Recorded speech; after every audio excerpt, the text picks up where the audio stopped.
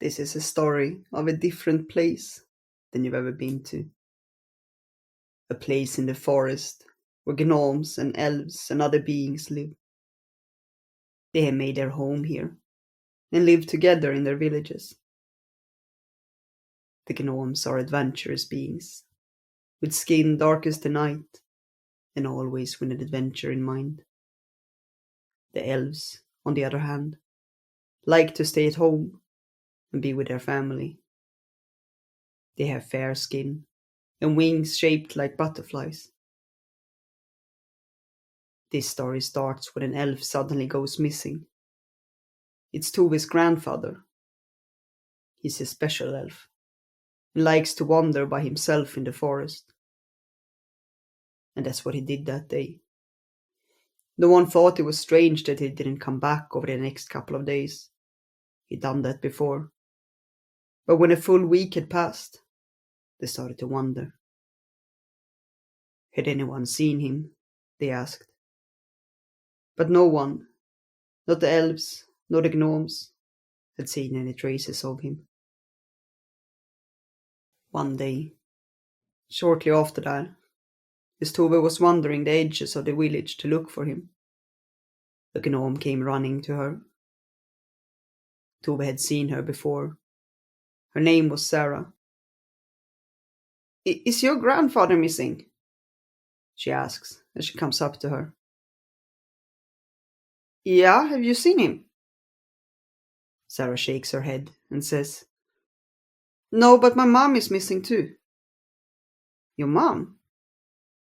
Sara nods. She's been gone for several days. She was only meant to go to my grandmother, but I visited her today and she said my mom never came there. Tove sits down on a rock next to her. I've never heard of two people disappearing from the village at the same time. Do you think something has happened to them? Sara asks. It must have. Sara sits down next to her. We need to find them. Tove nods. She's right. They need to look for them. But I don't know where my grandfather could have gone, she says. I know where my mom went, so maybe if we go in that direction we'll see something. That seems to be a good idea. And although she's a bit afraid to leave the village, Tove says, We'll go tomorrow. Sara stands up and hugs her. We'll find them, don't worry. Tove prepares that evening, packing everything she might need, but she can't sleep that night. This is the first time she'll leave the village, and she's afraid, but she's happy she'll have Sara with her at least.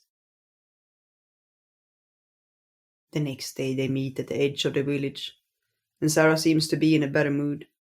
The gnomes do like going on adventures, and so she says, I think we'll find them, don't worry.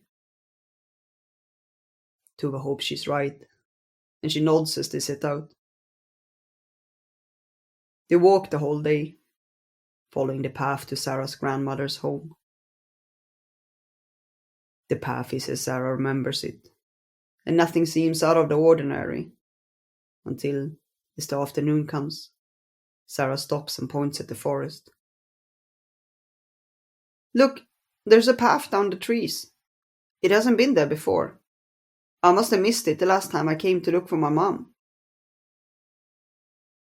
She walks up to it, and then looks at Tove. Shall we follow it? Tove doesn't like the idea of going outside the normal roads, but she wants to find her grandfather, so she nods. They set down the path, and not long afterwards, it gets darker and darker.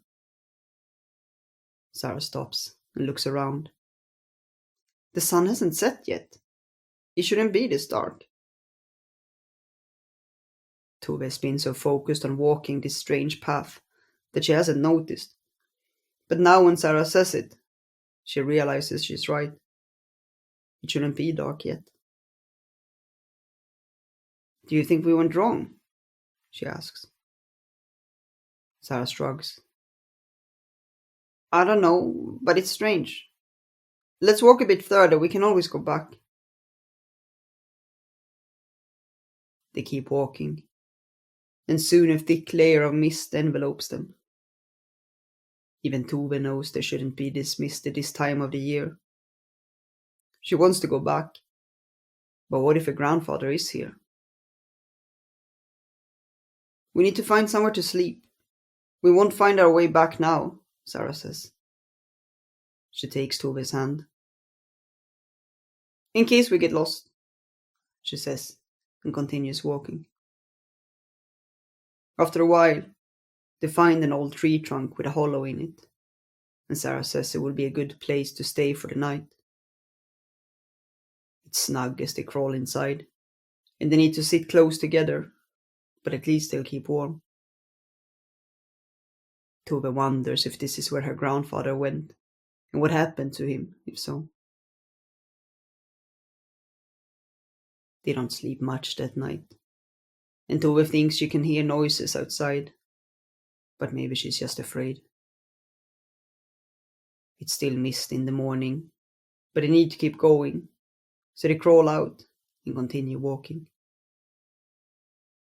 It's difficult to see anything in the thick fog, and after a while, Sara says, "What if we're going in circles? We don't see anything." "I can fly up and see if I see something from above," Tove says. She lets go of Sara's hand and takes to the air. It's all misty up here too, and she doesn't see where she's flying.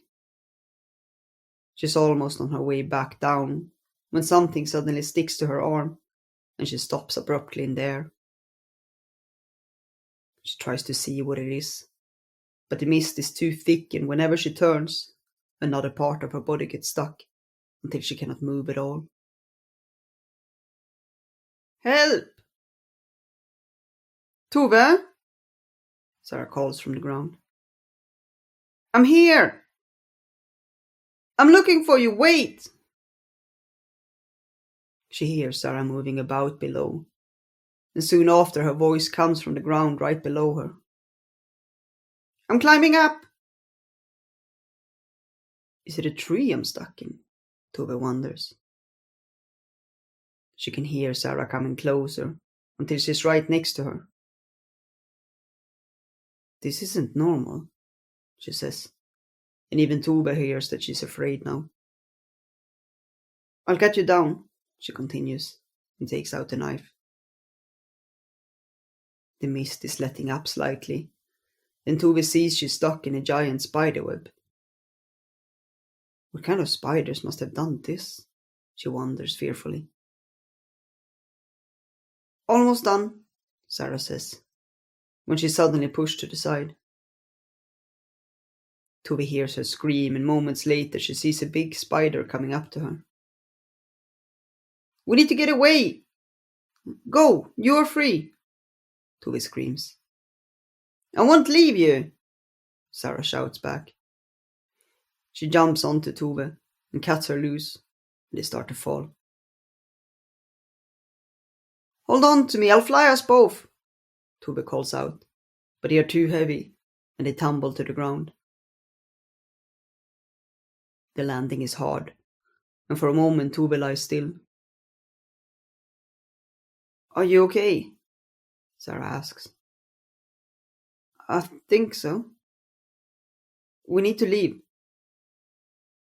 Tove gets up, her legs shaking, but they've barely moved when they see a spider coming down the path. "Run!" Sara takes her hand, and together they run, but another spider comes up onto the path, and then another, and soon they are surrounded. What shall we do?" Tove shivers, but Sara hushes at her and points at the forest. There, a girl is coming, followed by 2 spiders. She stops in front of them and smiles. "So, I've caught you too." "Us too? What have you done to my mom?" Sara shouts. Oh, they are my friends now. And you will be too. Tove glances at the girl, but plucks up her courage and whispers, I don't want to be your friend. I want to go home. But it's too late for that now, the girl says. Tove's legs are shaking, and she tries to think back on all the stories her grandfather told her. They've always brought her comfort. And one of her favorites has a princess in it, and there the princess became friends with a dragon. It's a strange thing to think about in this situation, but she suddenly has an idea. Why are you living in this forest? She asks. I've always lived here, the girl answers. Don't you have a family? No. And friends? Only the spiders and the people they catch. They must be lonely, Tove says. The girl goes quiet for a moment. It is, she whispers. Don't you want real friends? People you don't need to catch? No one wants to be my friend, the girl shouts. Why? She can hear the girl sobbing, and Tove realizes that she really is lonely. Her anger falls from her, and she says softly, We can be your friends. The girl looks up. Really? Yeah, but not like this. You need to let us go first. And also the people you've caught. You won't run away? No, I promise. The girl glances around at the fog. But we can't be friends in this misty forest. It's not so nice here. You can come and stay with me if you want, Tove says. Can I? Yeah, but you need to promise to be kind. I promise! The girl makes a sign to the spiders, and they slowly back away. Tove wonders what she said yes to, but she couldn't leave the girl once she realized how lonely she was. I'll get your family, wait here. The girl leaves and Sara looks at Tove. Do you think she'll do it? I hope so. They huddle together in the misty forest until they can hear voices, and soon after Tove sees her grandfather coming out from the fog. She runs to him and hugs him. Oh, my child, you found me, he says. Tove sees Sara's mother come out too, and the girl follows. She looks ashamed as she stops in front of them. I'm sorry. Tove takes her hand. It's okay, we're friends now. The girl clicks her fingers. The mist slowly fades away. You're standing in a forest, not so different from the one where Tove and Sara live. I promise I'll be kind, the girl says. Sara's mom comes up to her. You shouldn't kidnap people just to have friends, she says, but she smiles. I won't, the girl whispers. What's your name? Tove asks. I don't have one. I'll call you Katja. The girl smiles. I like that. They walk back together after that. This time, Tove isn't afraid when she knows she'll go back, and her grandfather and Sara's mom are with them. As they come to the village, Tove takes Katja to her house, and true to her word, she stays kind. They become friends, and Katja stays with her and visits Sara and her mother sometimes. No more people disappear from the village after that, and once again, they live happily.